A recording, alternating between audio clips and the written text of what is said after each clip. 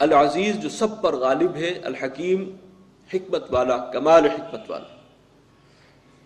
انا انزلنا الیک الکتاب بالحق، اے نبی ہم نے آپ کی جانب یہ کتاب نازل فرمائی ہے حق کے ساتھ۔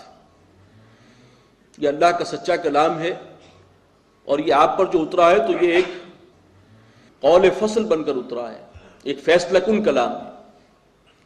فاعبد اللہ مخلصا لہ الدین، یہ دیکھیے وہ الفاظ آ گئے، بس بندگی کرو اللہ کی دین کو اس کے لیے خالص کرتے ہوئے، یہ میں نے لفظی ترجمہ کیا ہے، بس بندگی کرو اللہ کی دین کو اس کے لیے خالص کرتے ہوئے۔ اب یہاں دین کا کیا مطلب ہے؟ دین اصل میں ہوتا ہے نظام اطاعت، جیسے ہم نے پڑھا دین الملک حضرت یوسف علیہ السلام کے قصے میں، بادشاہ کا دین، یعنی وہ نظام اجتماعی جس میں بادشاہ کو سپریم اتھارٹی کی حیثیت حاصل ہے، وہ قانون بنائے گا، آخری حکم اس کا ہوگا۔ وہ صبح کو ایک قانون بنائے، شام کو توڑ کے کوئی اور بنا دے، وہ بادشاہ ہے، اسے اختیار ہے۔ تو یہ ہے نظام جو ہے، اطاعت کس کی ہو رہی ہے؟ جس کا نظام ہے اس کی اطاعت ہوتی ہے۔ تو دین سے مراد ہے نظام اطاعت۔ جب دین اللہ کہتے ہیں، اللہ کا دین، تو وہ نظام اجتماعی جس میں اللہ کو سب سے برتر حیثیت دی گئی ہو، حاکم اعلیٰ مانا گیا ہو، سوورنٹی اسی کی تسلیم کی جائے، اسی کا قانون جو ہے وہ عدالتوں میں نافذ ہو، وہ دین حق ہے۔ تو اطاعت اس کے اندر بنیادی مفہوم ہے۔ تو فاعبد اللہ مخلصا لہ الدین، اللہ کی بندگی کرو اطاعت کو اس کے لیے خالص کرتے ہوئے، یہ ترجمہ ہوگا، یعنی اور کسی کی اطاعت نہیں ہے، سب سے فائق اطاعت اللہ کی ہے۔ اس کا عملی انطباق کیسے ہوگا؟ کسی ایک معاملے میں ایک اللہ کا حکم ہے، ایک میرے نفس کی خواہش ہے، ٹکراؤ ہو جاتا ہے، میں کس کا حکم مان رہا ہوں؟ اقبال کا وہ شعر مجھے یاد آ رہا ہے، بڑے آسان ہے سمجھانا، کہ کس قدر تم پہ گراں صبح کی بیداری ہے، ہم سے کب پیار ہے، ہاں نیند تمہیں پیاری ہے۔ وہ ایک فیصلہ کن مرحلہ ہے۔ میرا نفس کہہ رہا ہے آرام کرو، اللہ کا حکم ہے نماز پڑھو، اطاعت کس کی ہو رہی ہے؟ یہاں پر اللہ کی اطاعت فائق کا مطلب یہ ہے کہ میں نفس کو جو ہے وہ پیچھے ڈالوں، اللہ کے حکم کو آگے رکھوں، تب تو میں نے اللہ کو اپنا مطاع مانا ہے، اس کو اپنا معبود مانا ہے۔ اسی طریقے سے کوئی معاشرے کا چلن ہے، زمانے کا رواج ہے، لیکن شریعت کے حکم کے خلاف ہے، ایک شریعت کا فیصلہ ہے، ایک شریعت کا حکم ہے، ایک زمانے کا رواج ہے، آپ کس کو ترجیح دیں گے؟ اگر تو زمانے کے رواج کو ترجیح دیے تو پھر اللہ کی اطاعت نہیں ہو رہی، پھر یہ اطاعت زمانے کے چلن کی ہے۔ معیشت کا معاملہ ہے، حلال حرام کا معاملہ ہے، اللہ نے ایک چیز کو حرام کیا ہے اور ہم اگر اپنی عملی زندگی میں اسے مستقبل حلال کر لیں، جائز کر لیں، تو اطاعت کس کی ہو رہی؟ بندگی کا تقاضا یہ ہے کہ ہر معاملے میں اللہ کی اطاعت مقدم ہو، اور اگر وہ نظام ایسا ہے کہ آپ مجبور ہیں بہت سے معاملات میں اللہ کی اطاعت کا نظام قائم نہیں کر سکتے، تو پھر اس کا نتیجہ کیا ہوگا کہ اپنے اختیار میں جو معاملات ہیں اس میں تو آپ اللہ کی اطاعت کو فوقیت دیجئے، اور پھر اس نظام کو بدلنے کی کوشش کریں تاکہ اس کی کلی اطاعت فی الواقع عملاً ممکن ہو سکے۔ یہی اقامت دین۔ تو فاعبد اللہ مخلصا لہ الدین، بندگی کرو اللہ کی اطاعت کو اس کے لیے خالص کرتے ہوئے۔ ماں باپ کی اطاعت بھی ہے اور اس کے لیے بڑی تاکید بھی ہے، ان کا ادب احترام، حسن سلوک، ان کے حقوق، لیکن اگر وہ ایک حکم دے رہے ہیں اللہ کے حکم کے خلاف ہے تو اللہ کی بندگی کا تقاضا کیا ہے؟ اللہ کا حکم مقدم ہوگا، ان کا حکم پیچھے۔ اور وہ لوگ جو تھے مشرکین عرب، ان کا اصل مسئلہ تو یہی تھا، آباء و اجداد کے دین پہ ہم چلیں گے، ہم تو اسی راستے پر چلیں گے جس پر پایا ہم نے اپنے آباء و اجداد کو۔ کیا مطلب؟ انہوں نے ان آباء و اجداد کو فوقیت دی ہے اللہ کے احکام پر، اللہ کی آیات پر، اللہ کے فیصلے پر۔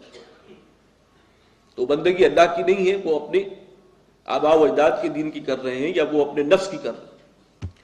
تو یہ ہے توحید کا لازمی تقاضا، پھر یہ ہے جب مان لیا کہ وہی ایک ہے، وہی مالک ہے، وہی خالق ہے، وہی رازق ہے، وہی مشکل کشا ہے، وہی حاجت روا ہے، اسی کے حضور حاضر ہونا ہے، تو پھر بندگی اسی کی ہے، اطاعت اسی کی ہے، مقدم ترین اطاعت اس کی ہونی چاہیے، اور اگر نہیں ہو رہی تو پھر توحید نامکمل۔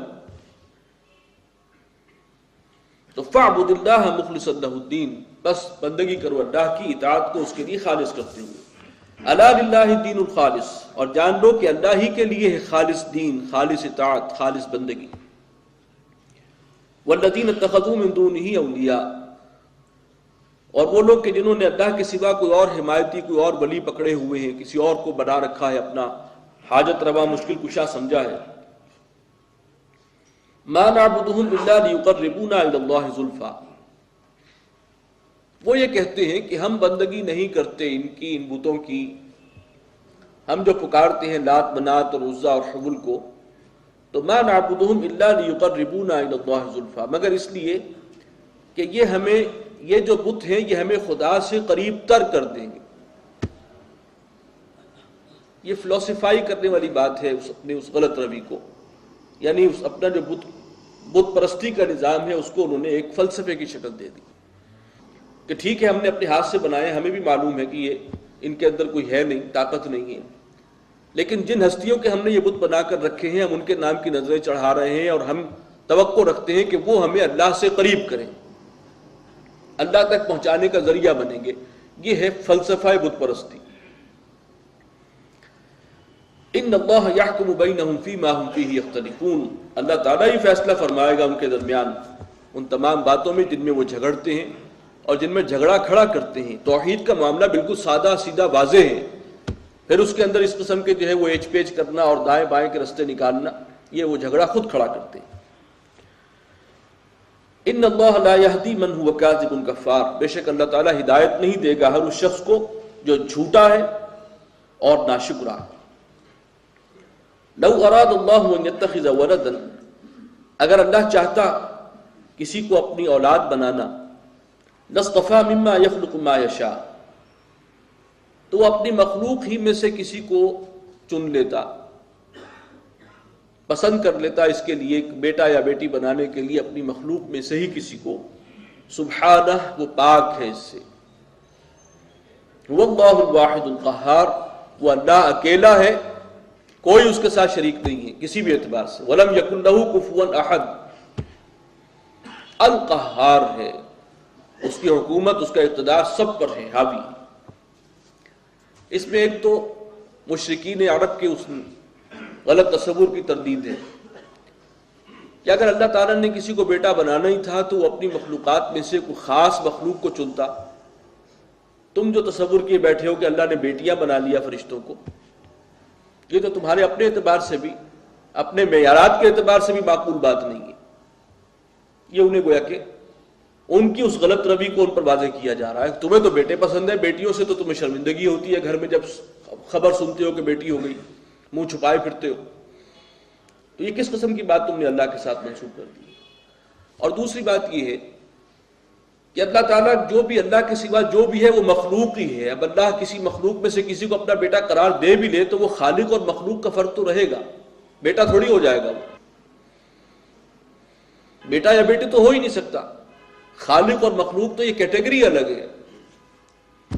جو بیٹا یا بیٹی ہے، جو اولاد ہے، وہ تو ہم کف ہوتی ہے والدین کے، ہم نسب ہوتی ہے، ہم شرف ہوتی ہے، تو مخلوق کیسے ہو سکتی ہے اللہ کے برابر کسی بھی اعتبار سے؟ لہٰذا یہ بنیادی طور پر یہ بات ہی غلط ہے کہ کوئی کسی کو اللہ کا بیٹا یا بیٹی قرار دیا جائے۔ خلق السماوات والارض بالحق، اس نے پیدا کیا آسمانوں اور زمین کو حق کے ساتھ۔ یہ بامقصد تخلیق ہے، یہ ایسے کھیل کود کے لیے نہیں بنایا اللہ نے۔ یکور اللیل علی النہار، وہ ڈھانپ دیتا ہے رات کو دن پر، ویکور النہار علی اللیل، اور وہ ڈھانپ دیتا ہے دن کو رات پر۔ مراد کیا ہے؟ یہ سارا نظام جو رات اور دن کا ہے، سورج کا ہے اور چاند کی گردش ہے، یہ از خود نہیں بن گیا، یہ اللہ کا وضع کردہ ہے، اللہ نے یہ نظام بنایا ہے، اسی کے حکم کتابیں ہیں، یہ سب اسی کا حکم جاری و ساری ہے۔ ہماری سائنس کیا کرتی ہے زیادہ سے زیادہ؟ اللہ کے بنائے ہوئے ان قوانین کو ڈسکور کرتی